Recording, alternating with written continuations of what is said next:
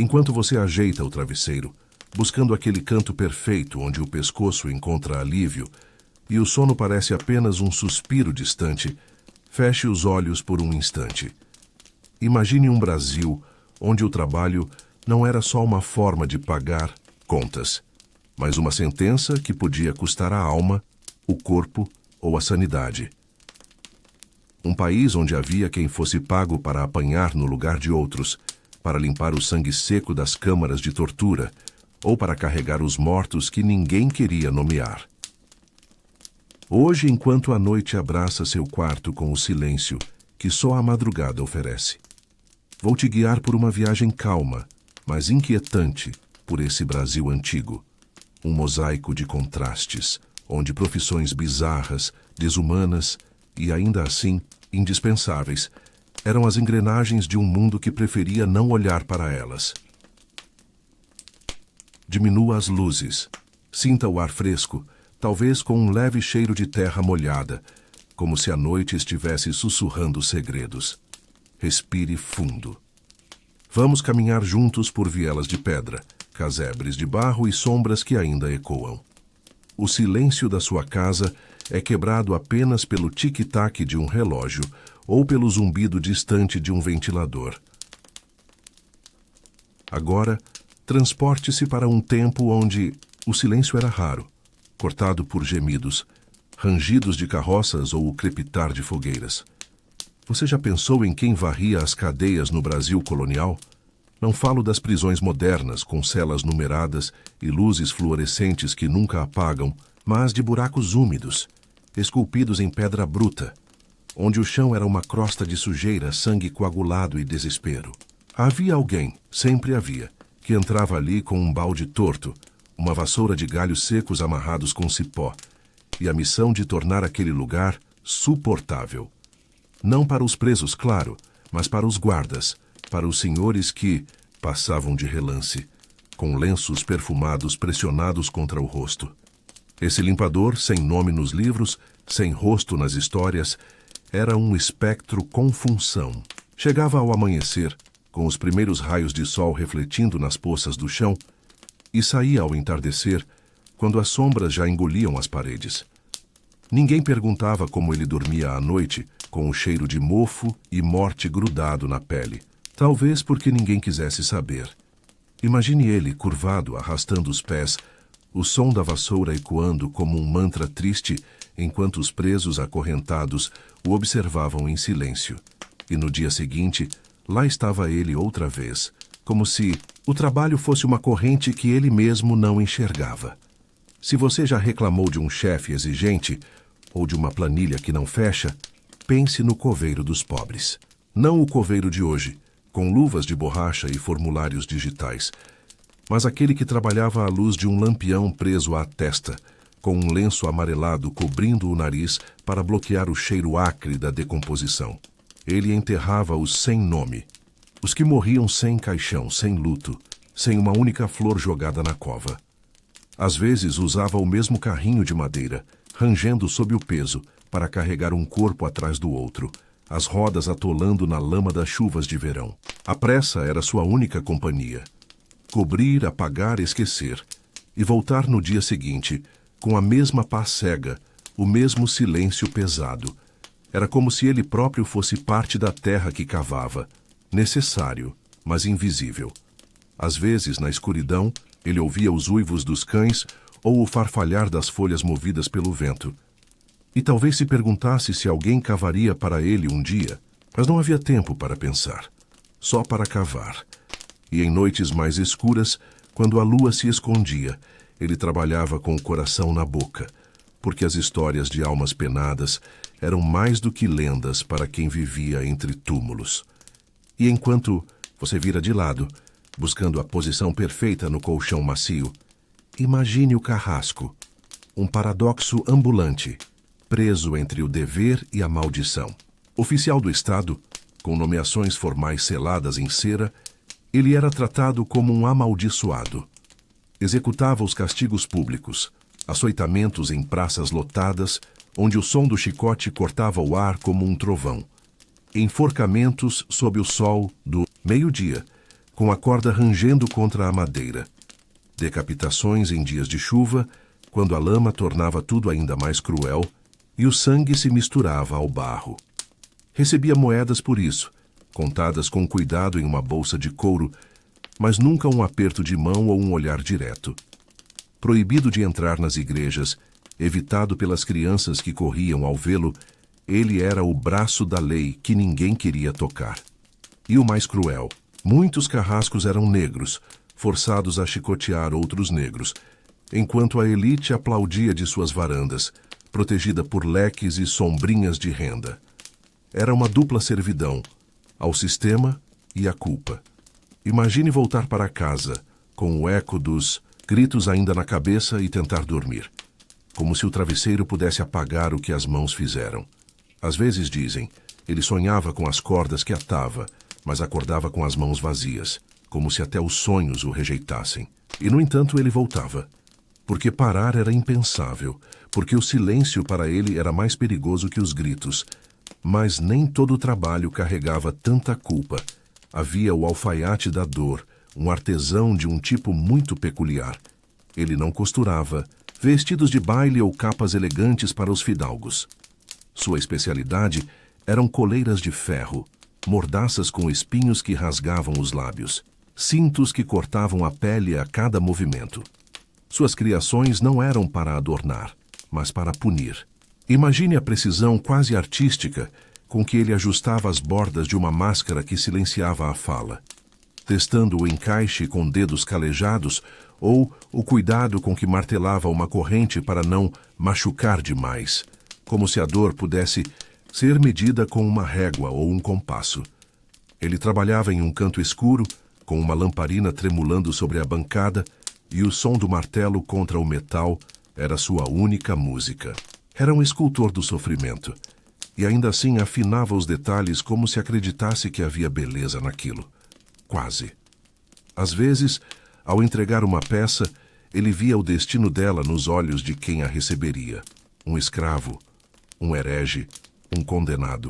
Baixava a cabeça e seguia, porque parar seria perigoso, porque pensar seria pior. E no fundo, ele sabia que suas mãos, embora sujas de ferrugem, sustentavam a ordem que outros chamavam de justiça. Agora sinta o calor. Não o calor do seu cobertor, mas o de um forno de engenho, onde o fogo rugia dia e noite, como um animal preso que nunca dormia. Havia homens que passavam a vida alimentando essas chamas, não para cozinhar pão ou aquecer lares, mas para manter viva a máquina do açúcar, da cana, do lucro que movia o Brasil colonial. Eram os guardiões do fogo, com rostos enegrecidos pela fuligem, mãos calejadas que pareciam feitas de couro endurecido. O calor era tanto que o ar ao redor tremulava, como uma miragem no deserto. Alguns desses fornos, em tempos mais sombrios, também serviam à Inquisição. E os homens que os limpavam, que jogavam lenha, que varriam as cinzas, sabiam. Sabiam o que queimava ali, mesmo que o vento levasse o cheiro e os gritos. Mas viravam o rosto, porque o fogo não fazia perguntas, e eles também não podiam fazer. Às vezes, à noite, eles se reuniam em silêncio, sentados em troncos, olhando as brasas que ainda pulsavam. Era como se procurassem respostas que nunca vinham, ou talvez apenas um momento de paz que o fogo não podia queimar. Enquanto seu corpo afunda no colchão, lembre que muitos desses trabalhadores dormiam no chão. Terra batida, às vezes úmida, com o cheiro do dia grudado na pele. Sangue, cinzas, segredos. Dormiam pouco porque o sono era um luxo que o amanhã não permitia. O barulho dos grilhos, o latido de um cão distante, o ranger de uma porta mal fechada, tudo os mantinha alertas, e se alguém ousasse faltar virava assunto. E naquele Brasil, ser assunto era perigoso. Era como ser marcado, seguido, apagado. Melhor era cumprir o ofício, por mais cruel que fosse, e permanecer na sombra, onde ninguém perguntava seu nome ou olhava nos seus olhos. Mas há algo de hipnótico nessas figuras, não acha? Elas não têm estátuas, não estão nos livros de história, não aparecem nas pinturas que enfeitam os museus. Eram as engrenagens de um país que se dizia nobre enquanto se equilibrava na dor dos outros. Eram os invisíveis que faziam o Brasil funcionar, como os cabos escondidos que sustentam uma ponte. E de algum modo ainda fazem, porque o que era castigo no passado hoje reaparece com novos nomes, novas roupas, mas a mesma lógica. Pense no motorista de aplicativo que cruza a cidade às 3 da manhã, com o celular piscando e o tanque na reserva, rezando para não pegar uma corrida longa demais. Ou na faxineira que limpa escritórios enquanto todos dormem, deixando tudo brilhando para um dia que não é dela.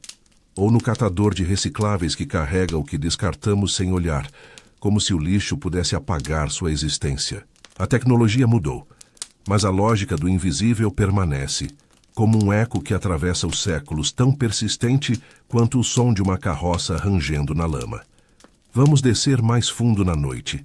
Escute o som de uma pá contra a terra, cortando o silêncio como um trovão abafado.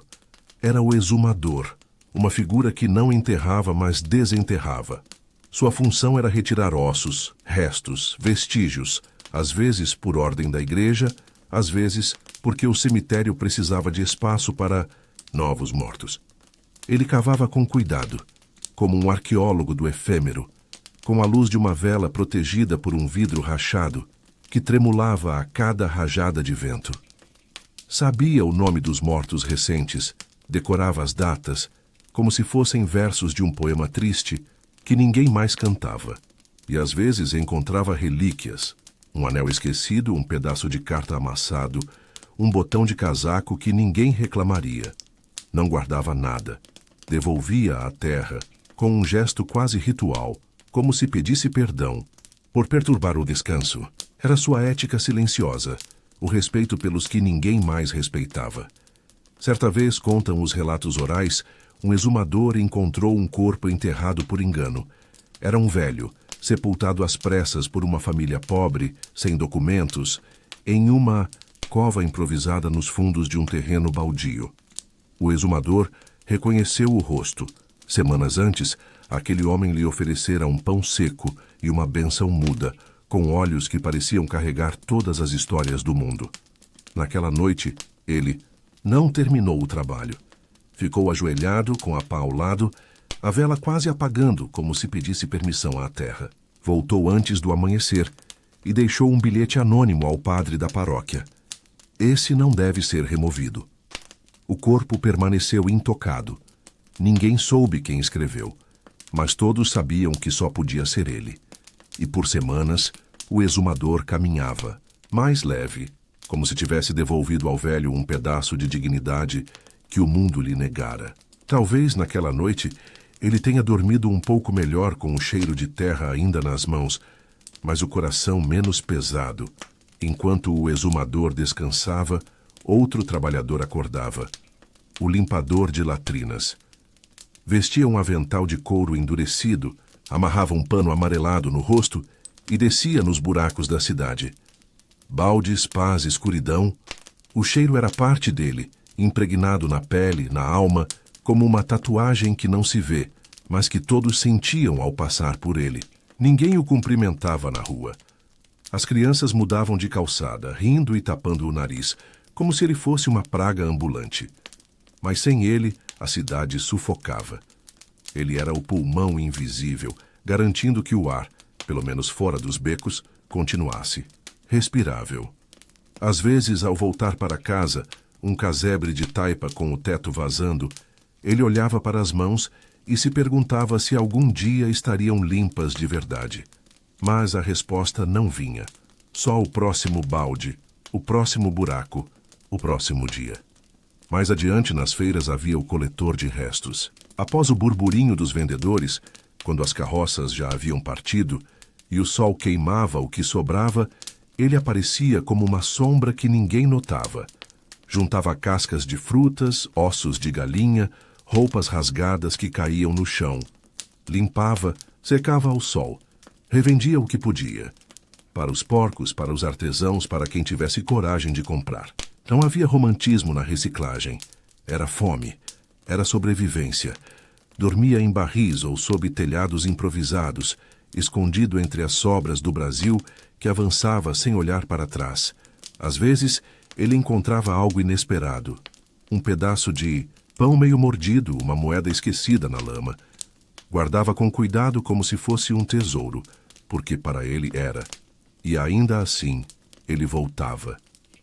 Porque o que era lixo para uns, era vida para outros. Agora, escute. Um estalo discreto corta a escuridão como um fósforo que ganha vida.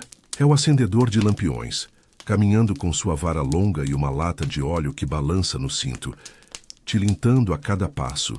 Ele sobe na ponta dos pés, acende a chama, e a noite ganha contornos, como se alguém tivesse desenhado as ruas com luz. Tropeça às vezes nas pedras soltas das calçadas tortas. Escorrega outras quando a chuva deixa o chão traiçoeiro, transformando as vielas em rios de lama. Mas segue, porque sem ele a escuridão engolia as ruas, e os que caminhavam à noite, mercadores, amantes, ladrões, ficavam à mercê das sombras. Era como se ele pintasse a cidade com pequenas chamas, uma esquina de cada vez, cada poste torto ganhando vida sob seus dedos calejados. E no fundo, ele sabia, sua luz não durava até o amanhecer, mas era o suficiente para que outros encontrassem o caminho para que a noite parecesse menos cruel. E enquanto as chamas tremulavam, outro som ecoava, o sino. O sineiro lá no alto da torre era o maestro do tempo. Dormia perto das cordas em um catre improvisado, com o vento frio entrando pelas frestas da madeira, trazendo o cheiro de chuva ou de fumaça. Tocava para anunciar missas, mortes, tempestades. Cada badalada tinha um significado. Alegria, luto, alerta. Durante uma grande cheia, quando o rio invadiu a vila e o padre não apareceu, foi ele quem fez o sino soar, em toques lentos, como um chamado. Venham, há perigo. E vieram. Homens, mulheres, crianças, com baldes inchadas, fé. A vila se salvou. E o sineiro, sem dizer uma palavra, passou a tocar o sino uma vez por mês, às 3 da manhã. Só para lembrar que há sons que unem, sons que salvam. E às vezes, quando o vento estava a seu favor, ele jurava que o sino cantava com ele, como se a torre tivesse aprendido suas dores e decidisse acompanhá-lo. Mas nem todo o trabalho era tão poético. Havia o anunciador público, com sinos nas mãos e uma voz que atravessava becos como um trovão manso. Ele lia os decretos da coroa, os editais com roupas desbotadas que mal cobriam os ombros. Não opinava, apenas falava. Mas sua voz era o som da autoridade, e por isso era temido. Quando ele passava, as portas se fechavam, e os olhos espiavam pelas frestas das janelas, como se sua presença trouxesse más notícias. A informação naquele tempo tinha peso, cheiro, altura, e ele a carregava a pé, com os pés calejados e a garganta seca, as solas dos sapatos gastas pelas pedras das ruas. Certa vez, anunciando uma nova taxa sobre o sal, ele viu uma mulher chorar na praça, com o cesto vazio nas mãos, os olhos baixos. Ele hesitou, a voz tremendo por um instante, mas a voz não podia parar. Porque a voz não era dele, era do poder, e o poder não perdoava pausas. E quando o dia clareava, surgia o aguadeiro. Com barris pesados nas costas, presos por correias que cortavam a pele, ele distribuía água fresca retirada de rios, poços ou cacimbas. Não havia torneiras nem filtros. Ele era o alívio contra a sede, o elo entre a necessidade e a sobrevivência. Subia ladeiras, ignorava o sol que queimava o pescoço e seguia com passos firmes que ecoavam na poeira, porque a cidade precisava beber. Às vezes, uma criança lhe pedia um gole, correndo ao seu lado com as mãos em concha. Ele, com um sorriso, cansado, deixava o balde inclinar, a água escorrendo pelos dedinhos sujos, porque a água, pelo menos, não escolhia a quem servia. E por um instante, o aguadeiro sentia algo próximo da leveza, como se aquele gesto simples pudesse lavar o peso das costas. A noite avança, e o frio começa a se infiltrar pelas frestas, como um convidado que ninguém chamou, trazendo o cheiro úmido da madrugada. Vamos descer as docas, onde o ar é pesado, saturado de peixe podre, sal e maresia que gruda na pele, como uma segunda camada. Ali trabalhava o Calafate, o homem do breu. Não era marinheiro, mas sem ele, os navios afundavam, engolidos pelo mar que não perdoava fraquezas. Com estopa embebida em alcatrão, ele selava as frestas das tábuas, garantindo que a água ficasse do lado de fora. Suas mãos eram pretas, como se a tinta do mar as tivesse reivindicado, e suas roupas, endurecidas pelo óleo e pela maresia, pareciam uma armadura grotesca. Deitava-se entre as tábuas, escorregava por vãos estreitos. Respirava o cheiro acre do alcatrão como se fosse ar puro. E nas noites quietas, os calafates batiam suas ferramentas em um ritmo sutil, como se conversassem em código. Um toque, uma pausa, uma risada abafada que o vento levava. Era a linguagem dos que viviam entre o mar e a sombra, onde as palavras não precisavam de luz para existir. Às vezes, ele parava e olhava o horizonte, onde o mar encontrava o céu, e se perguntava se haveria um lugar onde suas mãos pudessem ser limpas. Mas o mar não respondia, só balançava, indiferente. Mais acima, nas vilas, havia o portador da hóstia dos esquecidos. Ele não era padre, nem coroinha. Era um homem comum, escolhido para levar a comunhão aos doentes, aos moribundos, aos que estavam longe demais para a igreja alcançar.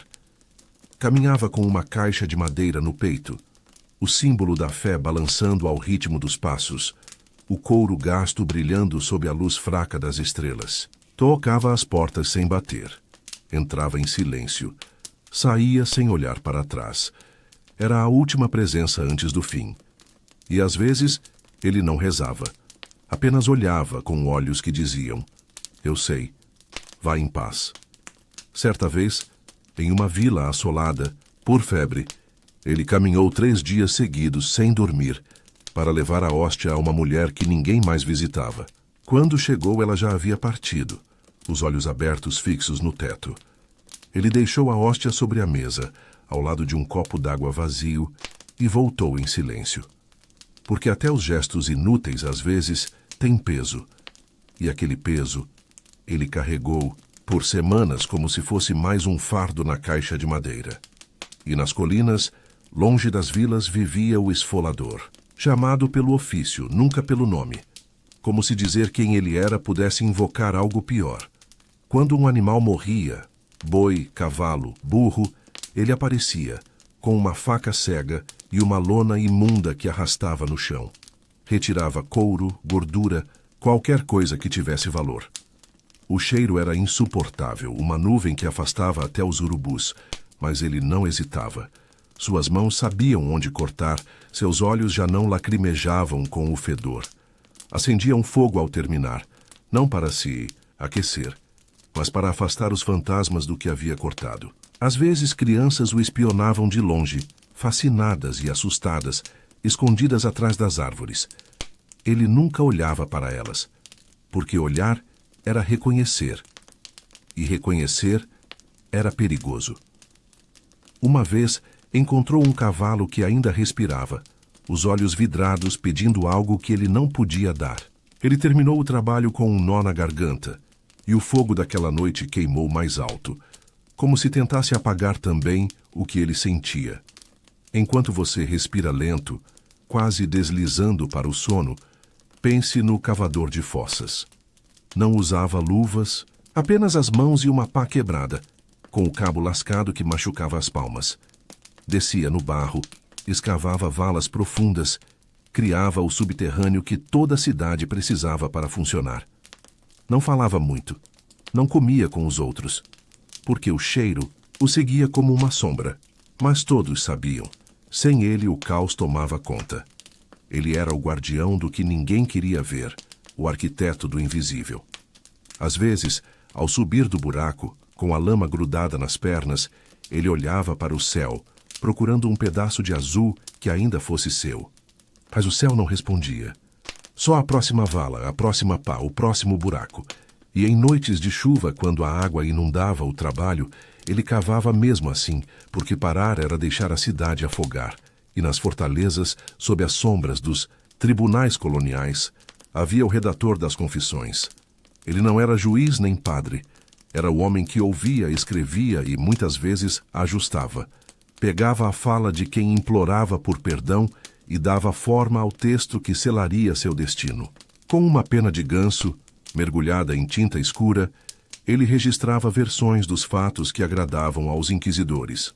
A luz da vela tremulava sobre o papel, projetando sombras que pareciam dançar com as palavras. Certa vez, um jovem escravizado, Mateus, foi acusado de profanar uma imagem sacra. Durante o interrogatório, ele disse com a voz tremendo que apenas esbarrara no altar ao varrer a sacristia. Mas o redator anotou: o réu confessou ter derrubado com desprezo a imagem do Senhor dos Passos. Uma palavra bastava para mudar tudo. Mateus foi açoitado em praça pública, o som dos chicotes ecoando na multidão silenciosa. E a pena, mais afiada que o couro, ficou cravada no papel. Porque a tinta, naquele tempo, podia ser mais cruel que a dor. O redator voltou para casa naquela noite, a pena ainda na mão, e tentou lavar os dedos. Mas a tinta parecia não sair. Ou talvez fosse outra coisa que ele não conseguia limpar. Mais longe nas missões e aldeamentos, havia o intérprete de castas, uma profissão intermediária, um tradutor de ordens. Ele sabia o tupi, o guarani, às vezes o iorubá, mas também sabia o português dos dominadores, com suas sílabas duras e ordens cortantes. E com essa ponte instável, traduzia promessas, mas também ameaças. Era respeitado por uns, odiado por outros, porque no fundo era o eco de uma estrutura que não admitia silêncio. Um dia, traduziu ao chefe de uma aldeia que os soldados vinham para proteger a missão. Mas o que os indígenas ouviram foi tomar seus filhos como servos de Deus. Na manhã seguinte, a aldeia havia desaparecido, escondida no mato, as fogueiras apagadas, os rastros varridos. A confusão não foi inocente. Às vezes, o intérprete servia mais à coroa que ao povo. Outras vezes fazia o oposto e pagava caro. Traduzir, naquele tempo, era viver entre mundos. Cada palavra era uma faísca e cada frase uma fogueira em potencial. Certa vez ele tentou avisar uma aldeia sobre uma emboscada, mudando uma palavra no decreto. Foi descoberto. Nunca mais se ouviu falar dele. Mas dizem que, nas noites de lua cheia, as árvores ainda repetem seu sussurro. A madrugada se aproxima e o silêncio ganha peso, como se o mundo estivesse prendendo a respiração. Escute o tambor, um som baixo, quase um pulsar como o coração da terra. Era o afinador de tambores, trabalhando nas sombras, preparando os sons das festas, dos cultos, das resistências. Ajustava peles curtidas, cordas de sisal, madeiras gastas, pelo tempo, com dedos que pareciam conhecer cada fibra. Seu ouvido era seu guia, afiado no silêncio, capaz de ouvir o que outros ignoravam. E às vezes, nas noites proibidas, ele preparava tambores para danças secretas, onde a fé se misturava à revolta. O som era baixo, mas profundo, como se chamasse os ancestrais de volta, como se o chão tremesse com memórias antigas. Depois ele desmontava tudo, escondia os tambores em buracos forrados com palha seca, cobertos com terra e folhas, e desaparecia até o próximo chamado. Certa vez, dizem, um tambor que ele preparou ecoou tão forte que os guardas da vila vieram investigar, lanternas balançando na escuridão, mas encontraram apenas o vento porque o afinador sabia apagar seus rastros. E naquela noite, dizem que as estrelas brilharam mais forte, como se aprovassem o som. Nas roças de açúcar e café, havia o acendedor de formigueiros. Sim, você ouviu certo. Sua missão era queimar ninhos de saúvas e outras pragas antes que destruíssem as plantações, devorando folhas e sonhos. Carregava brasas dentro de latas furadas, soprava lentamente pelas entradas, fugia do contra-ataque das formigas que subiam em enxames furiosos. Às vezes era mordido, a pele ardendo como se o fogo tivesse se voltado contra ele. Às vezes caía, tropeçando nas raízes escondidas, mas continuava, porque uma lavoura podia morrer em silêncio se ele não agisse. Era o piromaníaco do bem, o guardião do fogo controlado. E mesmo cercado de labaredas, ele sabia onde parar, porque fogo demais não salva, destrói. Uma vez, ele queimou um ninho tão grande que a fumaça cobriu a vila, e os senhores de engenho o culparam pela névoa. Ele não respondeu, apenas apontou para as plantações intactas e seguiu, com a lata ainda quente nas mãos. E nas plantações, o espantalho humano, contratado para ficar em meio ao milharal, afugentando pássaros e pequenos ladrões com gritos roucos e braços agitados. Não tinha casa fixa, nem cama. Usava roupas largas, chapéus de palha enormes que balançavam com o vento, e berrava ao menor sinal de asas ou passos. À noite, dormia enrolado em sacos de estopa, com o vento como cobertor, o cheiro de milho e terra impregnado na pele. E no dia seguinte, lá estava ele de novo, de pé, entre o milho, entre o medo, entre os risos escondidos das crianças que o imitavam de longe, agitando gravetos como se fossem reis dos campos. Às vezes, ele gritava só para ouvir a própria voz, como se quisesse lembrar que ainda existia. E em noites claras, ele olhava para as estrelas e inventava histórias sobre pássaros que um dia seriam seus amigos. Mas o amanhecer sempre chegava, e com ele o próximo grito. Mas a noite ainda guarda mais segredos. Vamos a outro canto, onde o cheiro de mato e poeira toma conta, misturado ao zumbido de insetos que dançam na escuridão. Ali trabalhava o coletor de insetos, uma figura quase lendária, como um caçador de tesouros minúsculos. Não era cientista, nem curioso. Ele coletava besouros, vespas, casulos, borboletas, por peso, não por beleza. Eram usados para tinturas, remédios, até superstições que prometiam amor ou vingança. Andava com um pano preso à cintura e um cesto nas costas. Os olhos treinados para encontrar o brilho de uma asa ou o movimento de um ferrão. Sabia onde encontrar cada bicho, como se lesse o mapa secreto da floresta, como se as árvores lhe contassem onde procurar. Às vezes era picado, a pele inchando em manchas vermelhas. Às vezes se escondia por dias, esperando a eclosão de um enxame, agachado entre as raízes, o coração batendo no ritmo dos insetos. Não falava muito, mas seus olhos brilhavam quando encontrava um ninho perfeito, como se ali estivesse a resposta para uma pergunta que ele nunca fez. Porque, para ele, o mundo era feito de asas, ferrões e silêncios que valiam ouro. E nas casas grandes, com suas varandas brancas e escadas rangentes, havia o contador de passos. Sim, uma profissão, tão real quanto estranha. Ele media as terras das fazendas marcando distâncias com pedras, paus ou cordões trançados. Era um GPS vivo, com os pés como bússola, os olhos fixos no horizonte.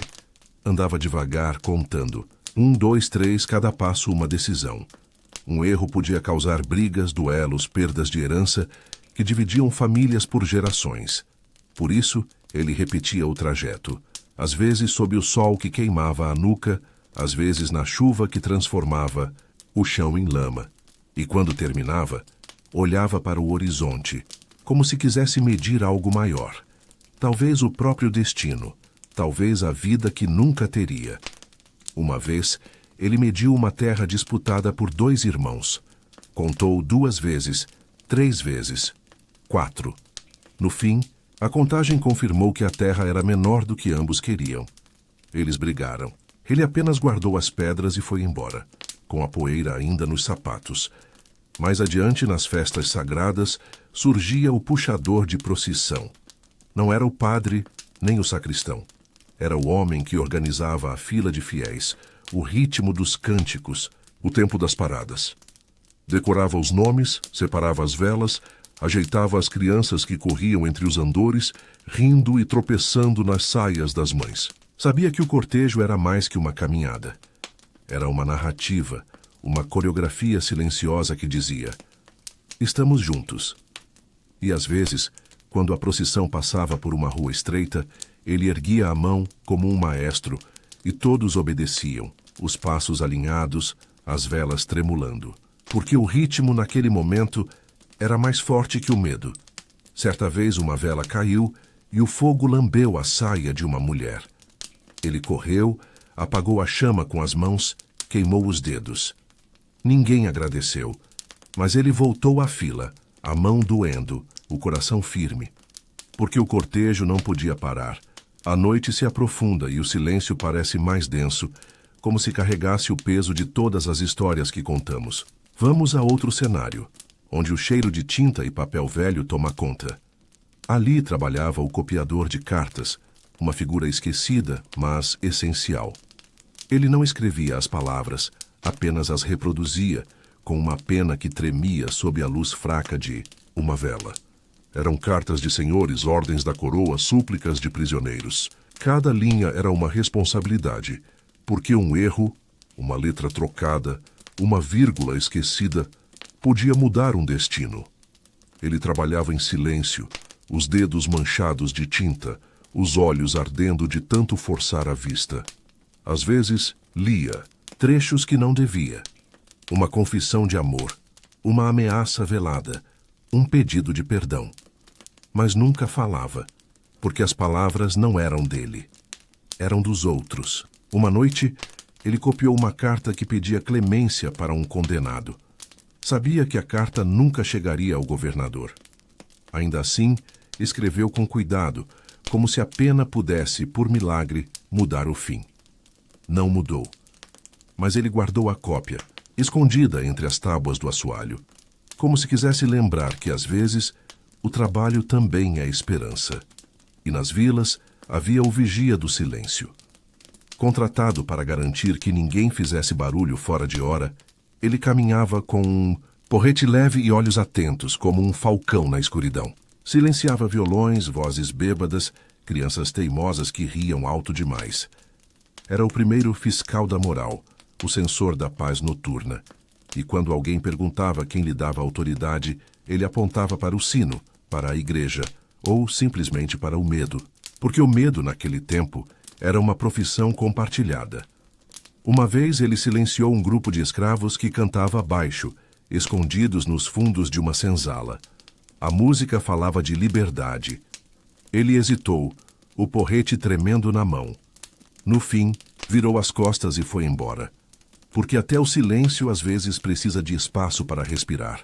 Mais ao longe, nas feiras, trabalhava o classificador de lixo orgânico. Antes da coleta pública, ele separava o que ainda podia servir. Cascas para os animais, farelos para sabão, óleo usado para lamparinas. Fazia tudo ali, entre moscas e sol, com um pano na cabeça e um bastão para afastar ratos. Tinha um faro, treinado como um cão de caça, capaz de distinguir o podre do útil em um piscar de olhos. E às vezes, ao encontrar um pedaço de pão jogado fora, ele o guardava no bolso, não para vender, mas para comer, porque o lixo também era casa. Uma vez ele encontrou um livro rasgado, as páginas soltas voando com o vento. Não sabia ler, mas guardou uma página, com letras que pareciam dançar. Levou para casa, colocou sob o colchão de palha, talvez porque quisesse acreditar que, um dia, o lixo também contaria sua história. A noite está quase no fim, mas ainda há um último sussurro. Vamos às margens da floresta, onde o cheiro de terra úmida e folhas podres enche o ar. Ali trabalhava o rastreador de fugas, uma figura temida, quase mítica. Sua função era encontrar os que escapavam, escravos, desertores, hereges. Não usava armas, apenas os olhos, os ouvidos, o faro treinado para seguir pegadas, galhos quebrados, rastros na lama. Caminhava em silêncio, como um lobo, os pés leves sobre as folhas. Sabia ler a floresta como um livro aberto, cada sinal contando uma história de desespero ou esperança.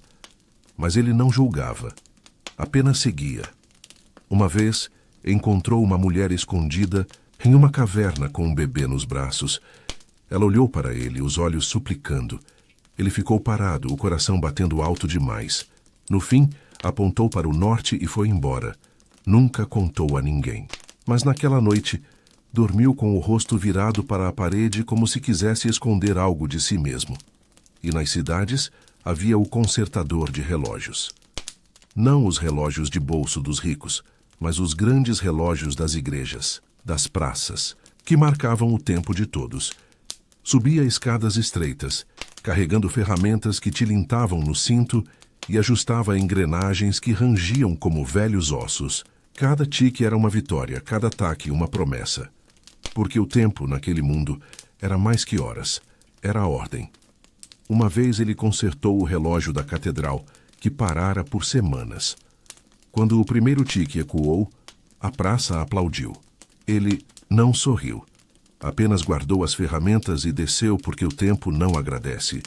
Só avança. Agora, enquanto o horizonte começa a clarear, com os primeiros tons de cinza rompendo a escuridão, é hora de deixar essas histórias repousarem. Cada profissão que visitamos, o exumador, o calafate, o sineiro, o afinador de tambores, o rastreador de fugas, carregava não só uma função, mas um pedaço de um Brasil que tentava se organizar às custas do silêncio, da exclusão, da necessidade. Esses homens e mulheres, muitos sem nome, sem rosto nos registros, sustentaram um país que preferia não vê-los, mas eles estavam lá, no canto da praça, no fundo do engenho, nos becos, nos sinos, nas sombras, trabalhando enquanto todos dormiam, enquanto as cidades cresciam, enquanto a história era escrita por outros. E talvez, ao lembrar dessas figuras, você perceba que elas ainda vivem. Não exatamente nas mesmas roupas ou funções, mas nos trabalhadores invisíveis de hoje. Nos varredores que limpam as ruas antes do amanhecer, as vassouras ecoando como as dos limpadores de cadeias. Nos entregadores que cruzam a cidade com mochilas fluorescentes, como aguadeiros modernos, carregando o sustento em vez de água. Nos recicladores que carregam o que descartamos, como os coletores de restos, transformando lixo em vida. A história não muda. Apenas troca de figurino, de ferramentas, de nomes, mas a lógica do invisível persiste, como um tambor que nunca para de soar, mesmo que baixo, mesmo que esquecido. Enquanto você se entrega ao sono, com o corpo afundando no colchão e a respiração desacelerando. Leve consigo a memória desses sussurros. Eles não pedem julgamento nem homenagens, só presença. Porque o passado ainda respira, mesmo que baixinho, mesmo que nas sombras. Boa noite. Durma bem. E ao acordar, olhe para o mundo com olhos um pouco mais atentos. Porque as histórias dos invisíveis ainda caminham entre nós, esperando alguém que as ouça.